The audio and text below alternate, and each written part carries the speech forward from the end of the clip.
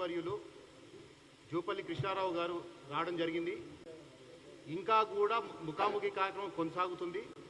కంటిన్యూస్గా గ్రీవియన్సెస్ వస్తూ ఉన్నాయి. లైవ్గా కలెక్టర్లతో కానీ జిహెచ్ఎంసీ కమిషనర్తో కానీ డిఫరెంట్ ప్రిన్సిపల్ సెక్రటరీలతో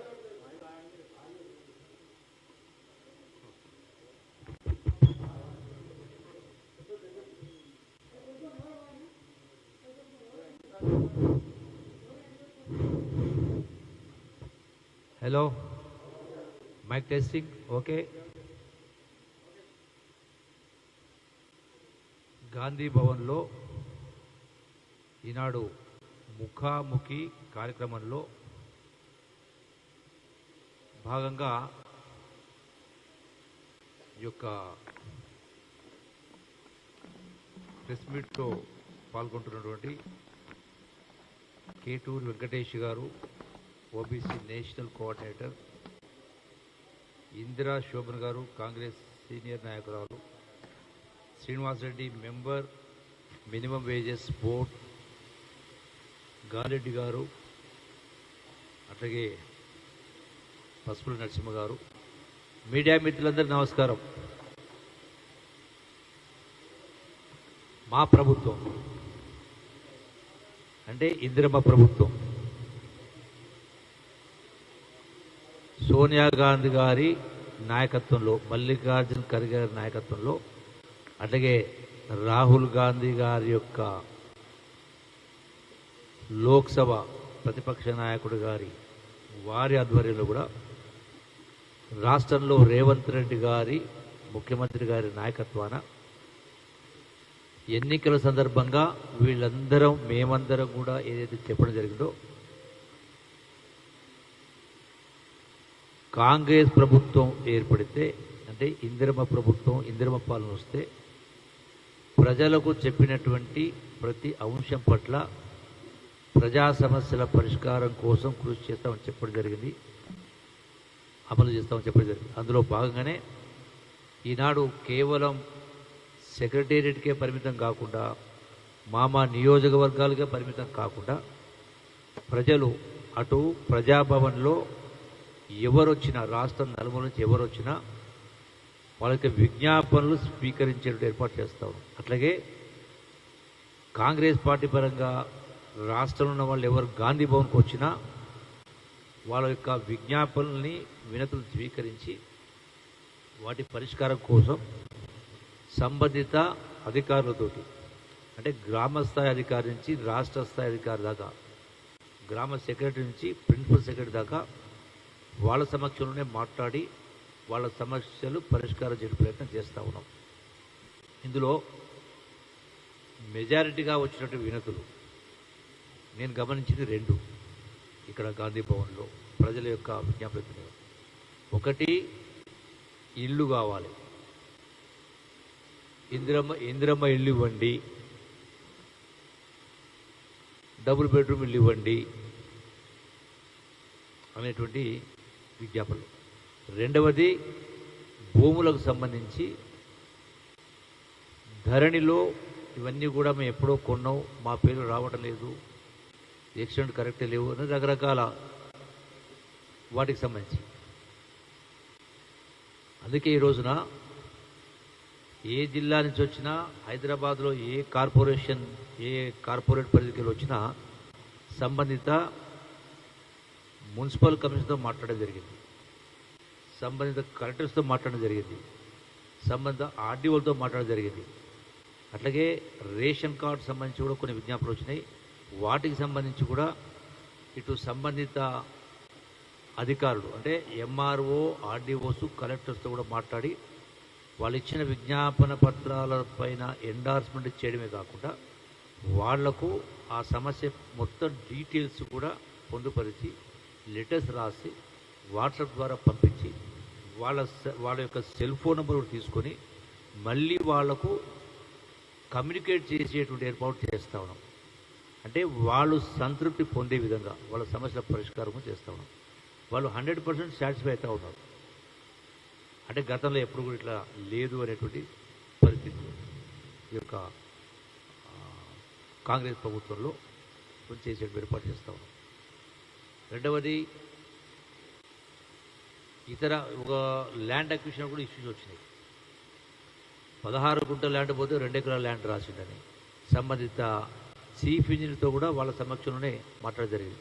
ఇట్లా ప్రతి అంశం పట్ల గ్రామాధికారి నుంచి రాష్ట్ర అధికారి దాకా మాట్లాడి వాళ్ళ సంబంధిత ప్రయత్నం చేసే కార్యక్రమం చేస్తా ఉన్నాం. ఇది ఈ యొక్క ఈనాటి ముఖాముఖి యొక్క విశేషాలు. ఇంకా ఉన్నారు, వాళ్ళు కూడా మళ్ళీ కూడా వెళ్ళి వాళ్ళు తీసుకున్నట్టు ఏర్పాటు చేస్తాం.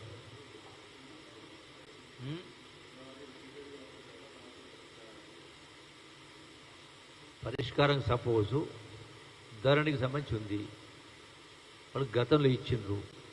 అంటే ఈ యొక్క ధరణిని రీప్లేస్ చేస్తూ భూభారతి అయితే తీసుకురావడం జరిగిందో, అంటే ఆ లొసుగులు గతంలో ధరణిలో వాటిని పరిష్కరించేటువంటి అధికారం ఏ స్థాయి అధికారం లేకుండేది. సో ఇప్పుడు భూభారత్ ద్వారా ఇచ్చినాం కాబట్టి అది ప్రాసెస్ అనేది స్టార్ట్ అయింది. సో కాబట్టి అవన్నీ కూడా పరిష్కారం అవుతాయి.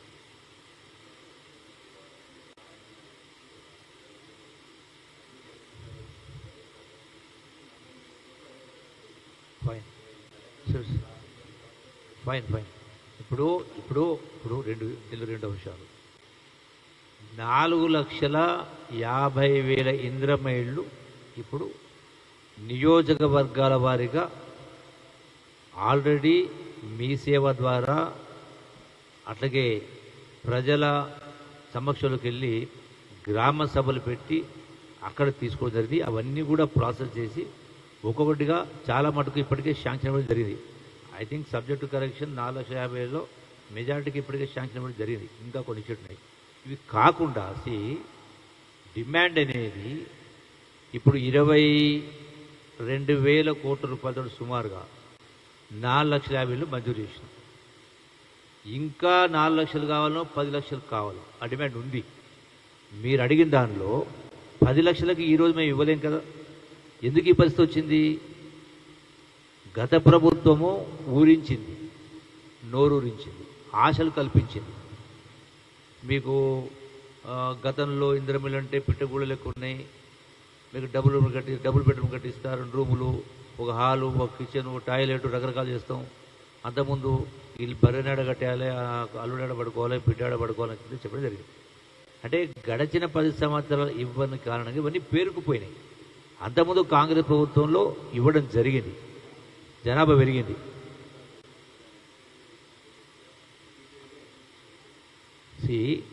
ఇలా కొన్ని ఇచ్చినటువంటి వాటికి కొన్ని వెరిఫై చేసిన తర్వాత కొన్ని క్యాన్సిల్ అవుతా ఉన్నాయి. అంటే వాళ్ళ అర్హత లేనివి తీసేస్తా ఉన్నాం. అటువంటి దాన్ని మీరు రీప్లే చేస్తాం. సో మీరు 10 సంవత్సరాల నుంచి చేయని దాన్ని సంవత్సరం ఆల్మోస్ట్ ఇవి మంజూరు ఇచ్చి కూడా I think not more than 6 months. 10 సంవత్సరాలు చేయని దాన్ని ఈరోజు మేము ఇచ్చిందని అప్రిషియేట్ చేయాలి కదా. అది ₹1, ₹2 కాదు కదా, 20,000 కోట్ల రూపాయలు ఉంటే ఇష్యూస్ ఉంటాయి. జనాభా పెరుగుతూ ఉంది, డిమాండ్స్ ఉన్నాయి కాబట్టి డెఫినెట్గా ఇట్స్ ఎ కంటిన్యూస్ ప్రాసెస్. ఒక్క రోజులోనే మొత్తం పూర్తయ్యే కార్యక్రమం కాదు. మళ్ళీ నెక్స్ట్ ఫేజ్ ఇచ్చినప్పుడు నెక్స్ట్ ఫేజ్ ఇచ్చేటప్పుడు ఏర్పాటు చేస్తాం. Okay,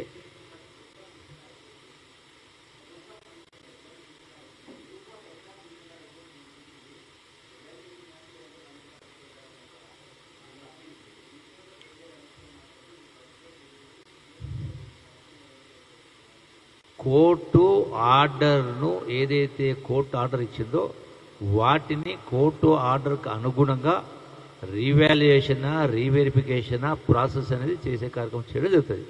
so we have to avoid by the law. Court ఇచ్చినప్పుడు మనం పాటించాలి కదా. ఎందుకు వచ్చింది? మరి గ్రూప్ 1 ఎప్పుడు వచ్చేది ఉండే 10 సంవత్సరాల క్రితం. సో ఇవన్నీ చేస్తూ ఉన్నారు. Next anybody else?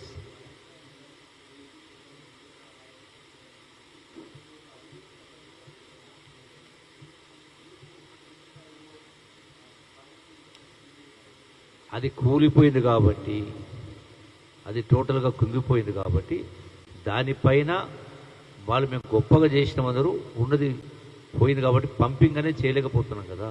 సో దానిపైనే విచారణకు ఇవ్వడం జరిగింది. ఆ విచారణ ప్రకారం గోస్ కమిషన్ రిపోర్ట్ ప్రకారం ముందుకెళ్ళే కార్యక్రమం జరుగుతూ ఉంది.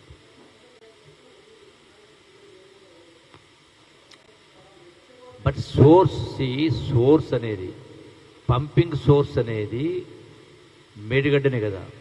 పంపింగే కానప్పుడు మిగతావన్నీ కూడా నిరుపయోగం అవుతాయి కదా.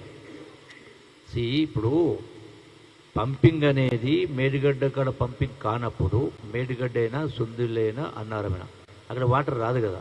మిగతా నెట్వర్క్ ఏదైనా ఉన్నా కూడా అంటే ఈ మేడిగడ్డ నుంచి కాళేశ్వరం నుంచి సోర్స్ వాటర్ తీసుకోకుండా కూడా గోదావరి వాటర్ నుంచి ఏదైతే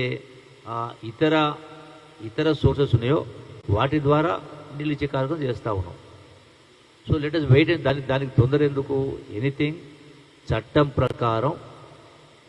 ప్రకారం ముందుకెళ్ళే కార్యక్రమం జరుగుతుంది.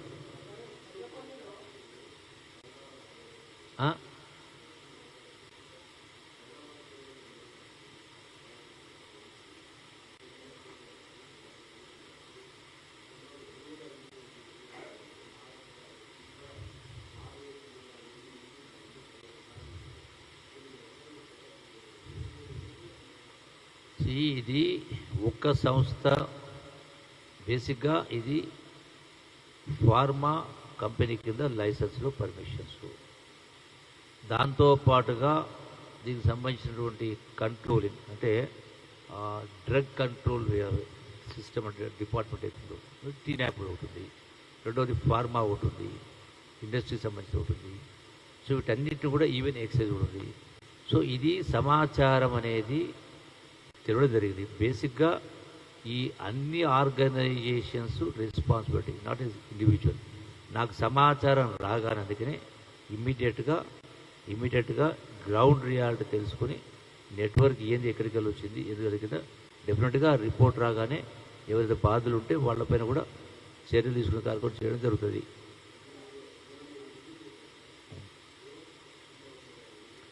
రిపోర్ట్ కోసం అనేది ప్రత్యక్షంగా వెళ్ళి చేయమని చెప్పడం జరిగింది. వాళ్ళు విజిట్ చేయడం జరిగింది నిన్న. దాని రిపోర్ట్ అనేది రావాలా, రిపోర్ట్ వచ్చిన తర్వాత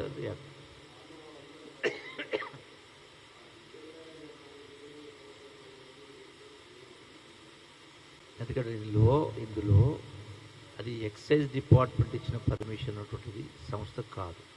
నెంబర్ ఫార్మాకు సంబంధించినటువంటిది, ఇండస్ట్రీకి సంబంధించినటువంటిది. సో దానికి సంబంధించినప్పుడు మీరు కూడా వెళ్ళి చూడాలి, మీరు కూడా రెస్పాన్స్ తీసుకోవాలని చెప్పలేదు. దానిపైన ఫస్ట్ హ్యాండ్ ఇన్ఫర్మేషన్ తీసుకోమని చెప్పని నిన్న మా సంబంధించిన డిప్యూటీ కమిషనర్ వాళ్ళని పంపడం జరిగింది. సో ఆ రిపోర్ట్ వచ్చిన తర్వాత ఏంది, ఎట్లా స్టార్ట్ అయింది, ఎవరు అసలు వచ్చినా then will probe into details. ఇది వచ్చిన తర్వాత మేము టోటల్గా దానిపైన ఫర్దర్ ఇటువంటివి ఎక్కడెక్కడ ఏమైనా అవుతుందో చేసేటువంటి కార్యక్రమం చేయడం జరుగుతుంది. Probably in a day or 2 ఎప్పుడు రావచ్చు, రేపు రావచ్చు, 2 days. Okay, thank you.